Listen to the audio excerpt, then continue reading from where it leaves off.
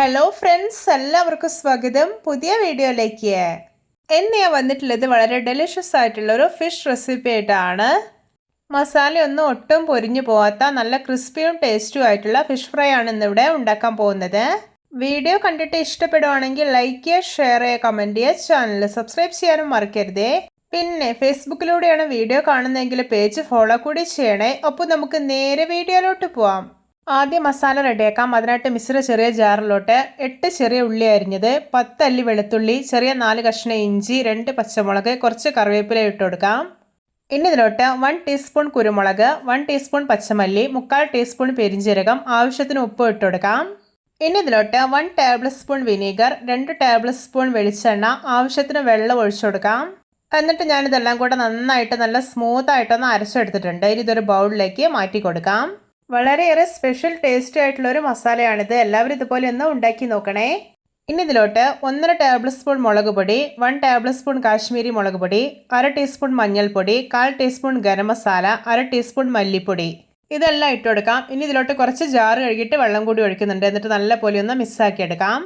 മസാല ഇതുപോലെ നല്ല തിക്നെസ്സോടെ വേണം റെഡിയാക്കി എടുക്കാനായിട്ട്, ലൂസായി പോകരുത്. ഞാനിവിടെ ഒരു 7 പീസ് പപ്പൻസ് ഫിഷാണ് എടുത്തിട്ടുള്ളത്. ഇനി ഇതിലെല്ലാം മസാല നന്നായിട്ടൊന്ന് തേച്ച് പിടിപ്പിക്കാം. നിങ്ങൾക്ക് ഈ ഒരു മസാല ഉപയോഗിച്ചിട്ട് ഏതൊരു ഫിഷും ഫ്രൈ ചെയ്തെടുക്കാവുന്നതാണ്.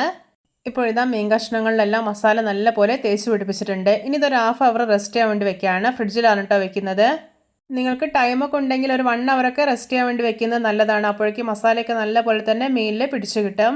ഇപ്പോൾ ഇത് 1/2 അവർ ആയിട്ടുണ്ട്. ഇനി ഫിഷ് ഫ്രൈ ഉണ്ടാക്കിയെടുക്കാം. അതിനായിട്ട് ഞാനിവിടെ ഒരു പാനിൽ എണ്ണ ഒഴിച്ച് നന്നായിട്ട് ചൂടാക്കി എടുത്തിട്ടുണ്ട്. ഇനി ഓരോ മീൻ കഷ്ണങ്ങളും എണ്ണയിലോട്ട് ഇട്ട് കൊടുക്കാം.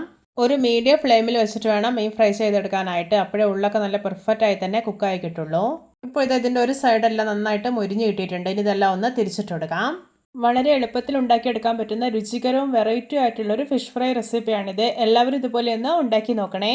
ഇപ്പോൾ ഇതാ ഫിഷ് ഫ്രൈ കണ്ടോ, 2 സൈഡ് നന്നായിട്ട് മുരിഞ്ഞ് നല്ല പെർഫെക്റ്റായി തന്നെ റെഡി ആയിട്ടുണ്ട്. ഇനി ഇത് പാനിൽ നിന്ന് എടുത്തു മാറ്റാവുന്നതാണ്. മസാലയൊന്നും പൊരിഞ്ഞു പോകാത്ത ഒരു വെറൈറ്റി ആൻഡ് സ്പെഷ്യൽ ടേസ്റ്റി ആയിട്ടുള്ള ഒരു ഫിഷ് ഫ്രൈ ആണിത്. ഇതിൻ്റെ പുറമേയൊക്കെ കണ്ടോ നല്ല ക്രിസ്പിയും ഉള്ളൊക്കെ വളരെ സോഫ്റ്റ് ആയിട്ടാണ് ഇരിക്കുന്നത്. ഇത് ചോറിനൊപ്പം മാത്രമല്ല, ചപ്പാത്തി, പൊറോട്ട എന്തിൻ്റെ കൂടെ വേണമെങ്കിലും കഴിക്കാൻ പറ്റുന്ന ബെസ്റ്റ് കോമ്പിനേഷൻ ആയിട്ടുള്ളൊരു ഫിഷ് ഫ്രൈ ആണ്. കുരുമുളക്, പെരിഞ്ജീരകം, പച്ചമല്ലി ഇതൊക്കെ ചേർത്തുകൊണ്ട് തന്നെ ഒരു സ്പെഷ്യൽ ടേസ്റ്റ് ആണുള്ളത്.